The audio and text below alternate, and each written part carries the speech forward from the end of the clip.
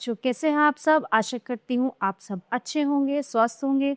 स्वागत है आपका इस कक्षा में। आइए आज हम पढ़ते हैं हिंदी व्याकरण का पाठ 11। हिंदी भाषा में वाक्य निर्माण के समय संज्ञा, सर्वनाम, विशेषण, क्रिया आदि के अतिरिक्त कारक चिन्हों का महत्वपूर्ण योगदान है। यही शब्दों को आपस में जोड़कर अर्थपूर्ण बनाते हैं। कारक चिन्हों को परसर्ग भी कहा जाता है। निम्नलिखित वाक्यों पर विचार कीजिए। ठीक है, निरर्थक वाक्य और सार्थक जिनका कोई मतलब नहीं है। अर्जुन दुर्योधन युद्ध किया, है ना, तो सार्थक शब्द क्या हुआ? वाक्य अर्जुन ने दुर्योधन से युद्ध किया। तरबूज चाकू काटू, लेकिन इसका सही होगा तरबूज को चाकू से काटो। पिताजी रेल पटना जाएंगे, पिताजी रेल से पटना जाएंगे। ठीक है, ये निरर्थक वाक्य, ये सार्थक वाक्य। अपने उपयुक्त उदाहरणों में देखा होगा कि ने, से, को शब्द से वाक्य अर्थपूर्ण बन रहे हैं। ये कारक चिन्हों या परसर्ग कहलाते हैं। संज्ञा और सर्वनाम को क्रिया से जोड़ने वाले शब्दों को परसर्ग या कारक कहते हैं। कारक के भेद। कारक के निम्नलिखित भेद होते हैं। यह वास्तव में कारक की परिभाषा के अनुसार संबंध तथा संबोधन कारक नहीं है, किंतु हिंदी में सरलता के सिद्धांत का पालन करते हुए इन दोनों को भी कारक मान लिया गया है।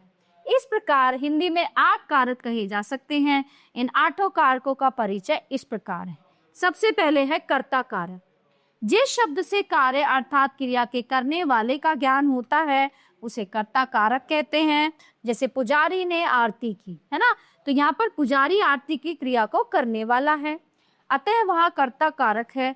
कुछ स्थानों पर इस कारक के चिन्ह ने का प्रयोग नहीं होता है, फिर भी वहां कर्ता कारक होता है। जैसे पुजारी पूजा करता है। कर्म कारक। वाक्य के जिस शब्द पर कर्ता द्वारा की जा रही क्रिया का प्रभाव पड़ता है उसे कर्म कारक कहते हैं। जैसे बंदर फल को खाता है, यहाँ पर खाने का प्रभाव फल पर पड़ रहा है, अतः यहाँ फल कर्म कारक है। अनेक स्थानों पर कर्म कारक के चिन्हों का प्रयोग नहीं होता है, फिर भी वहां कर्म कारक होता है। जैसे बंदर फल खाता है। करण कारक यहाँ पे आएगा। ठीक है, ये कारक नहीं है। वाक्य में जिसकी सहायता से कार्य अर्थात क्रिया की जाती है उसे करण कारक कहते हैं। जैसे मछुए ने जल से मछली पकड़ी, मछुआरे ने। यहाँ पर जाल मछली पकड़ने का साधन है, अतः वह करण कारक है। करण कारक का चिन्ह के द्वारा भी होता है। जैसे मछुए ने जाल के द्वारा मछली पकड़ी। संप्रदान कारक। वाक्य में जिसके लिए क्रिया की जाती है अथवा जिसे कोई वस्तु सदैव के लिए दी जाती है उसे संप्रदान कारक कहते हैं। जैसे पिताजी बालक के लिए खिलौना लाते हैं, यहाँ पर खिलौना लाने की क्रिया बालक के लिए की जा रही है, अतः वह संप्रदान कारक है। इस कारक का चिन्ह को भी है, जैसे पिताजी बालक को खिलौना देते हैं। चौथा है अपादान कारक। वाक्य में जिससे कोई वस्तु अलग होती है उसे अपादान कारक कहते हैं। जैसे राधा के सिर से मटकी गिरकर टूट गई, तो यहाँ पर मटकी सिर से अलग हुई है, अतः वह अपादान कारक है। संबंध कारक। वाक्य में जब संज्ञा अथवा सर्वनाम शब्दों का संबंध क्रिया से न होकर किसी अन्य संज्ञा से होता है तो उस संज्ञा अथवा सर्वनाम शब्द में संबंध कारक होता है। जैसे तुम्हारा कुत्ता बहुत सुंदर है, यहाँ पर सर्वनाम तुम्हारा का संबंध संज्ञा कुत्ता से है, अतः तुम्हारा में संबंध। अधिकरण कारक। वाक्य में जो क्रिया का आधार होता है उसे अधिकरण कारक कहते हैं। जैसे मीना रसोई में चाय बनाती है, यहाँ पर चाय बनाने की क्रिया का आधार रसोई है, क्योंकि चाय उसी में बनाई जा रही है, अतः रसोई में अधिकरण कारक। संबोधन कारक।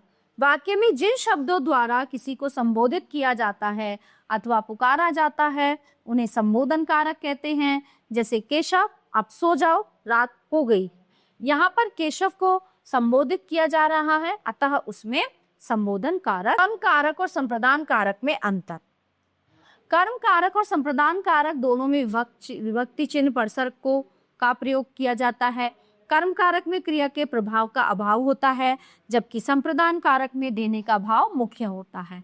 जैसे अध्यापक ने मोना को पढ़ाया, कर्म कारक क्रिया प्रभाव। अध्यापक ने मोना को पुस्तक दी, है ना, संप्रदान कारक यानी कि देने के भाव में। करण कारक और अपादान कारक में अंतर। करण कारक और अपादान कारक दोनों ही कारकों का विभक्ति चिन्ह है, परसर्ग से है। कारण इस करण कारक में से किसी साधन से काम करने को दर्शाता है, जबकि अपादान में से अलग होने का भाव प्रकट होता है। जैसे रोहित पेन से लिखता है, घुड़सवार घोड़े से गिर पड़े। करण कारक साधन के प्रयोग में, अपादान कारक अलग होने के भाव में। ये अपनदान नहीं है, ये अपादान है। ठीक है, तो प्यारे बच्चों, ये था हमारा पाठ कारक। आशा करती हूँ ये पाठ आपको बहुत अच्छे से समझ आया होगा। मिलते हैं अगली कक्षा में। धन्यवाद।